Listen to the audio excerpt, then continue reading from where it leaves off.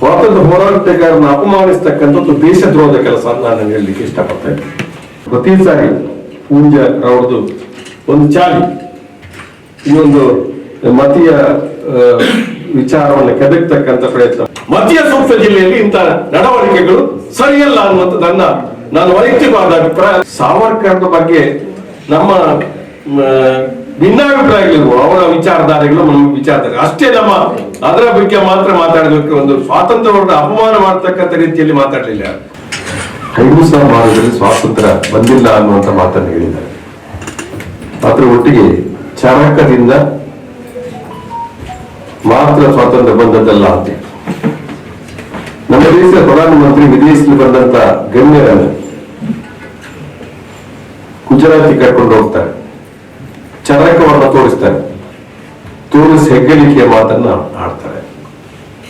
ಆದರೆ ಅವರ ಶಿಷ್ಯರು ಗಾಂಧಿಯವರ ಅಪಮಾನ ಆಗ್ತಕ್ಕಂಥ ರೀತಿಯಲ್ಲಿ ಮಾತಾಡ್ತಾರೆ. ಇದು ನಾವು ಗಮನಿಸಬೇಕಾದ ಅಂಶ.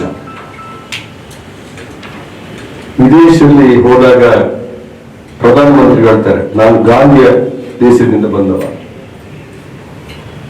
ದೇಶದ ಪ್ರತಿಯೊಂದು ಭಾಗದಲ್ಲಿ ಕೂಡ ಗಾಂಧೀಜಿಯವರ ಪ್ರತಿಮೆ ಇದೆ. ಅದು ಸುಮ್ಮನೆ ಅವರು ಪ್ರತಿಮೆ ಸ್ಥಾಪನೆ ಮಾಡಿಲ್ಲ. ಒಂದ್ಸರಿ ಪ್ರಧಾನಮಂತ್ರಿ ಮಾತು ಗಾಂಧೀಜಿಯಾಗಿ ಗೊತ್ತಿಲ್ಲ ಅಂತೇಳಿ ಅದನ್ನ ಎಲ್ಲರಿಗೆ ಜಗತ್ತಿಗೆ ತಿಳಿಸಬೇಕು ಅಂತ ಹೇಳುವಂತ ದಾಟಿಯಲ್ಲಿ ಮಾತಾಡಿದರು. ಇದು ಹಿಪೋಕ್ರಸಿ ಅಂತ ನಾನು ಹೇಳ್ತೇನೆ. ಇದನ್ನು ಈ ಒಂದು ನಾಟಕವನ್ನು ಮಾಡ್ತಾರೆ. ಇಲ್ಲಿ ಶಿಷ್ಯರುಗಳು ಅವರ ನಡವಳಿಕೆ ಬೇರೆ. ಚುನಾಯಿತ ಜನಪ್ರತಿನಿಧಿಯಾಗಿ ಒಂದು ತಾಲೂಕಿನಲ್ಲಿ ಸರ್ಕಾರಿ ಕಾರ್ಯದ ಅಧಿಕಾರಿಗಳು ಇದ್ದಾಗ ಸ್ವಾತಂತ್ರ್ಯ ಹೋರಾಟಗಾರರನ್ನು ಅಪಮಾನ ಮಾಡಿಸ್ತಕ್ಕಂಥ ಎಷ್ಟು ಸರಿ ಅನ್ನುವಂಥದ್ದನ್ನ ಜನತೆ ಕೇಳಬೇಕಾಗಿದೆ ಅಂತ ಹೇಳ್ತಕ್ಕಂಥ ಮಾತನ್ನ ನಾನು ಈ ಸಂದರ್ಭ ಹೇಳಲಿಕ್ಕೆ ಬಯಸ್ತೇನೆ. ಅದು ಒಂದು ಭಾಗ. ಅದ್ರ ಜೊತೆಯಲ್ಲಿ ಪ್ರಚೋದನಕಾರಿ ಮಾತುಗಳನ್ನು ಕೂಡ ಹೇಳಿದ್ದಾರೆ. ಭಾರತದ ಇವತ್ತು ನಮ್ಮ ಲೆಕ್ಕಾಚಾರದಲ್ಲಿ 145 ಕೋಟಿ, ಅದಕ್ಕಿಂತ ಜಾಸ್ತಿ ಇದೆ ಜನಸಂಖ್ಯೆ ಇರ್ತಕ್ಕಂಥ ಈ ರೀತಿಯಲ್ಲಿ ಏಕತೆ ಕಂಡದ ಭಾರತ ಅಂತ ನಮಗೆ ಹೆಮ್ಮೆ ಇದೆ, ಗೌರವ ಇದೆ. ನಮ್ಗೆಲ್ಲರೂ ಗೌರವ ಕೊಡ್ತಾರೆ. ಇವತ್ತು ಬಾಂಗ್ಲಾದೇಶವನ್ನ ಉದ್ದೇಶ ಇಟ್ಕೊಂಡು ಹರೀಶ್ ಪೂಜಾ ಮಾತಾಡಿದ್ದಾರೆ. ನಾನು ಬಾಂಗ್ಲಾದೇಶ ಹೊರತು ಭಾರತ ಇರ್ಬೋದು, ಬಾಂಗ್ಲಾದೇಶ ಇರ್ಬೋದು, ನೇಪಾಳ ಇರ್ಬೋದು, ಶ್ರೀಲಂಕಾ ಇರ್ಬೋದು, ಪಾಕಿಸ್ತಾನ ಇರ್ಬೋದು, ಇಂಡೋನೇಷಿಯಾ ಇರ್ಬೋದು, ಮಲೇಷಿಯಾ ಇರ್ಬೋದು, ಅಥವಾ ನಮ್ಮ ಹಿಂದೂಗಳಿರ್ತಕ್ಕಂಥ ಬೇರೆ ಬೇರೆ ದೇಶಗಳಿವೆ.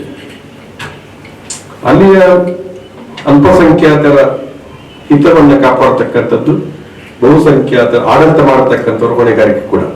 ಇವತ್ತು ಇಂಟ್ರಿಮ್ ಸರ್ಕಾರ ಇದೆ, ಅದು ಅವರ ಹೊಣೆಗಾರಿಕೆ ಇದೆ. ಅದನ್ನ ಅಲ್ಪಸಂಖ್ಯಾತರ ಹಿತವನ್ನ ಕಾಪಾಡ್ತಕ್ಕ ಒಂದು ಜವಾಹರ್ಲಾಲ್ ಹೇಳಿರ್ತಕ್ಕಂಥ ಮಾತನ್ನು ಯಾವಾಗಲೂ ಹೇಳಲಿಕ್ಕೆ ಉಂಟು.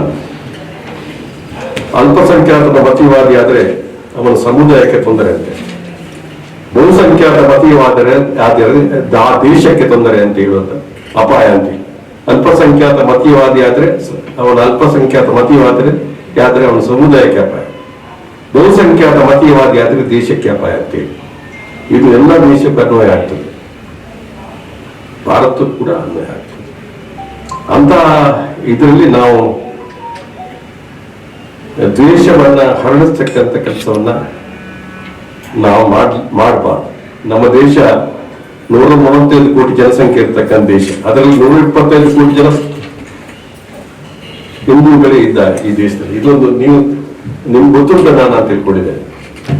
ಆದ್ರೂ ಕೆಲವು ಜನ ಮಾತಾಡ್ತಾರೆ, ನಮ್ಗೆ ರಕ್ಷಣೆ ಇಲ್ಲ ಅಂತ ಜನರನ್ನ ಪ್ರಚೋದಿಸ್ತಕ್ಕಂಥ ಕೆಲಸವನ್ನು ಮಾಡಿ ಮತೀಯ ಭಾವನೆ ಕೆರಳಿಸ್ತಕ್ಕಂಥ ಕೆಲಸವನ್ನು ಮಾಡ್ತಾರೆ. ಅದರಲ್ಲೂ ದಕ್ಷಿಣ ಕನ್ನಡ ಜಿಲ್ಲೆ ಒಂದು ಮತೀಯ ಸೂಕ್ಷ್ಮ ಜಿಲ್ಲೆ ಇದೆ. ಇಲ್ಲಿ ನಾವು ಅನುಭವಿಸತಕ್ಕಂಥ ಒಂದು ಇತಿಹಾಸವನ್ನು ನಾವು ತಿಳ್ಕೊಳ್ಬೇಕು. ಧರ್ಮಾಧಾರಿತವಾದಂತ ರಾಜಕೀಯ ಹತ್ಯೆಗಳು ಸುಮಾರಾಯ್ತು ಇಲ್ಲಿ. ಅದು ಘರ್ಷಣೆ ಸಂದರ್ಭದಲ್ಲಿ ಅಂತ ಜಿಲ್ಲೆಯಲ್ಲಿ ನಾವು ಯಾವ ರೀತಿಯಲ್ಲಿ ಮಾತಾಡ್ಬೇಕು. ಇದರಿಂದ ಸಮಾಜ ಸಮಾಜಕ್ಕೆ ತೊಂದರೆ ಆಗ್ತಕ್ಕಂಥದ್ದು ಮಾಡಬಾರ್ದು ಅನ್ನುವಂಥದ್ದು ಕೂಡ ನಾವು ಅರ್ಥ ಮಾಡಬೇಕಾಗಿದೆ. ಒಬ್ಬ ಸ್ವಾತಂತ್ರ್ಯ ಹೋರಾಟಗಾರ ಅಲ್ಲ, ಅದು ಯಾರೇ ಇರ್ಬೋದು. ಮಹಾತ್ಮ ಗಾಂಧೀಜಿ ಅಂತ ಹೇಳ್ತಾರೆ, ಎಲ್ಲರೂ ಯಾರೇ ಇರ್ಬೋದು. ಸ್ವಾತಂತ್ರ್ಯ ಹೋರಾಟಗಾರನ ಅಪಮಾನಿಸ್ತಕ್ಕಂಥದ್ದು ದೇಶದ್ರೋಹದ ಕೆಲಸ ಅಂತ ನಾನು ಹೇಳಲಿಕ್ಕೆ ಇಷ್ಟಪಡ್ತೇನೆ. ಒಬ್ಬರು ಮುಖಂಡರು ಹೇಳ್ತಾರೆ, ನಮಗೆ ಸ್ವಾತಂತ್ರ್ಯ ಮಿಷನ್ ಸಿಕ್ಕಿದೆ ಅಂತ, ಅದನ್ನು ಒಪ್ಕೊಳ್ಬೇಕು ನಾವು. ಪರಿಸ್ಥಿತಿ ಆ ಪರಿಸ್ಥಿತಿಯಲ್ಲಿ ಆಗಿದೆ. ಕೆಲವು ಸಂದರ್ಭದಲ್ಲಿ ಅವರವರ ಲಾಭಕ್ಕಾಗಿ ಎಲ್ಲರ ಜೊತೆ ಸೇರ್ಕೊಳ್ತಾರೆ, ಅಡ್ಜಸ್ಟ್ಮೆಂಟ್ ಪಾಲಿಟಿಕ್ಸ್ ಮಾಡ್ತಾರೆ.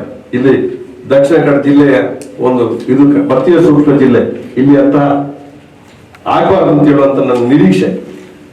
ಅದು ಯಾರು ಅಂತ ತಿಳ್ಕೊಳ್ಳುವಂಥದ್ದು ಸರ್ಕಾರ ಕೂಡ ಅದಕ್ಕೆ ಅದನ್ನು ತಿಳ್ಕೊಳ್ಳುವಂಥದ್ದು ಅಗತ್ಯ ಇದೆ ಅಂತ ಹೇಳ್ತಕ್ಕಂಥ ಮಾತನ್ನು ಕೂಡ ನಾನು ಈ ಸಂದರ್ಭದಲ್ಲಿ ನಾನು ಹೇಳಲಿಕ್ಕೆ ಇಷ್ಟಪಡ್ತಾ ಇದ್ದೀನಿ. ಮತೀಯ ಸಾಮರಸ್ಯ ಕರಕಾಗದ ರೀತಿಯಲ್ಲಿ ನಾವು ಏನು ಮಾಡಬೇಕಾಗಿದೆ ಅಂತಕ್ಕಂಥದ್ದು ನಾವು ತಿಳ್ಕೊಂಡು ಇದಕ್ಕೆ ಒಂದು ಫುಲ್ ಸ್ಟಾಪ್ ಅನ್ನು ಆಗ್ತಕ್ಕಂಥ ಕೆಲಸವನ್ನು ಮಾಡಿ ಪ್ರತಿ ಸಾರಿ ಪೂಂಜಾ ಅವ್ರದ್ದು ಒಂದು ಚಾಲಿ ಈ ಒಂದು ಮತೀಯ ವಿಚಾರವನ್ನು ಕೆದಕ್ತಕ್ಕಂಥ ಪ್ರಯತ್ನ ಮಾಡಿ ಅದರ ಒಂದು ಎಫೆಕ್ಟ್ ಯಾವ ರೀತಿ ಆಗುತ್ತೆ ಅನ್ನೋದನ್ನು ತಿಳ್ಕೊಳ್ಬೇಕು. ಈ ಒಂದು ಪೂಜಾರವರ ಈ ಹೇಳಿಕೆಗಳು ಅದು ಸರ್ಕಾರಿ ಕಾರ್ಯಕ್ರಮದಲ್ಲಿ ಮಾತಾಡಿರ್ತಕ್ಕಂಥದ್ದು ಅದು ಸರಿಯಾದ ಕ್ರಮವಲ್ಲ. ಅದಕ್ಕೆ ಒಂದು ಕಾನೂನು ಕ್ರಮವನ್ನ ಜಿಲ್ಲಾಡಳಿತ ಮಾಡಬೇಕು ಮತ್ತು ಸರ್ಕಾರ ಕೂಡ ಇದರ ಬಗ್ಗೆ ಗಮನ ಹರಿಸಬೇಕು ಅಂತ ನಾನು ಈ ಸಂದರ್ಭದಲ್ಲಿ ತಮಗೆ ತಮ್ಮ ಮೂಲಕ ತಿಳಿಸ್ಲಿಕ್ಕೆ ಇಷ್ಟಪಡ್ತಾ ಇದ್ದೇನೆ. ದೂರು ಕೊಡ್ತೀರಾ? ದೂರು ಕೊಟ್ಟಿದ್ದಾರೆ ಒಂದು ಭಾಗ, ಆದರೆ ನನ್ನ ಬೇಡಿಕೆ ಏನಂತಂದ್ರೆ ಸೋಮೋಟ ಕೇಸ್ ಮಾಡಬೇಕು ಅಂತ ಹೇಳೋದು ನನ್ನ ಬೇಡಿಕೆ. ಯಾವುದೇ ಸರ್ಕಾರ ಇರ್ಬೋದು, ನಾನು ನೇರವಾಗಿ ಮಾತಾಡ್ತಕ್ಕಂಥದ್ದು ಇದು ಅದು ಮತೀಯ ಸೂಕ್ಷ್ಮವಾದ ಇಲ್ಲೇ ಇರುತ್ತೆ. ಇಲ್ಲಿ ಎಷ್ಟೋ ಜೀವಗಳು ಬಲಿಯಾಗಿದೆ, ಧರ್ಮಾಧಾರಿತವಾದ ಹತ್ಯೆಗಳಾಗಿದೆ. ಇಂಥ ಜಿಲ್ಲೆಯಲ್ಲಿ, ಮತೀಯ ಸೂಕ್ಷ್ಮ ಜಿಲ್ಲೆಯಲ್ಲಿ ಇಂಥ ನಡವಳಿಕೆಗಳು ಸರಿಯಲ್ಲ ಅನ್ನುವಂಥ ನಾನು ವೈಯಕ್ತಿಕವಾದ ಅಭಿಪ್ರಾಯ. ಅದಕ್ಕೆ ನನ್ನ ಹೋರಾಟವನ್ನು ಮುಂದುವರಿಸ್ತೇನೆ. ನಾವು ಇವತ್ತು ಯಾರೇ ಇರ್ಬೋದು, ಸಾವರ್ಕರ್ನ ಬಗ್ಗೆ ನಮ್ಮ ಭಿನ್ನಾಭಿಪ್ರಾಯಗಳಿರುವ ಅವರ ವಿಚಾರಧಾರೆಗಳು ನಮ್ಮ ವಿಚಾರಧಾರೆ ಅಷ್ಟೇ. ನಮ್ಮ ಅದರ ಬಗ್ಗೆ ಮಾತ್ರ ಮಾತಾಡೋದಕ್ಕೆ ಒಂದು ಸ್ವಾತಂತ್ರ್ಯವನ್ನ ಅಪಮಾನ ಮಾಡತಕ್ಕಂಥ ರೀತಿಯಲ್ಲಿ ಮಾತಾಡಲಿಲ್ಲ. ಅದನ್ನ ತಮ್ಮ ಗಮನಕ್ಕೆ ನಾನು ತರೋದು. ನಮ್ಮ ವಿಚಾರಧಾರೆಗಳು ಅವರ ವಿಚಾರಧಾರೆಗಳು ಮತ್ತೆ ಸ್ವಾತಂತ್ರ್ಯ ಹೋರಾಟದ ವಿಚಾರ ಪ್ರತ್ಯೇಕವಾಗಿ ಬಿಟ್ಟರೆ ಅದು ಬೇರೆ ವಿಷಯ. ದೊಡ್ಡ ಅಷ್ಟಿಗೆ ಮಾತಾಡ್ಬೇಕಾಗಿಲ್ಲ. ಬಹಳ ಅಲ್ಪಸಂಖ್ಯಾತರ ವಿಷಯದಲ್ಲಿ ಮಾತಾಡ್ತಾರೆ. ನಮ್ಮ ವ್ಯಾಪಾರ ವಹಿವಾಟುಗಳು ಅವ್ರ ಜೊತೆಯಲ್ಲಿ ಮಾಡ್ತಾರೆ ಕೆಲವು. ಅಂದ್ರೆ ಅದಕ್ಕೆ ಇದಿಲ್ಲ ಅಂದ್ರೆ ಅಡ್ಜಸ್ಟ್ಮೆಂಟ್ ರಾಜಕಾರಣ ಅಲ್ಪಸಂಖ್ಯಾತ ಮುಖಂಡರ ಜೊತೆಯ ಹೇಗೆ ಅದು ಅವರಿಗೆ ಕೆಲಸ ಬೇಕಾದಾಗ ಯಾರ ಜೊತೆ ಹೋಗ್ತಾರೆ. ನಾನು ನನ್ನ ರಾಜಕೀಯ ಬದುಕಿನಲ್ಲಿ, ಸಾಮಾಜಿಕ ಬದುಕಿನಲ್ಲಿ ನಾನು ಮತೀಯವಾದಿಗಳ ಜೊತೆ ಯಾವುದೇ ರೀತಿಯ ಸಂಬಂಧವನ್ನು ಇಟ್ಕೊಂಡವನು ಅಲ್ಲ ಅನ್ನೋದನ್ನು ನಮ್ಮ ಗಮನಕ್ಕೆ ತರಬೇಕು. ಇದು ನನ್ನ ಖಾಸಗಿ ವಿಷಯ, ನಾನು ಬೇರೆ ವಿಷಯ ಮಾತಾಡ್ತೇನೆ.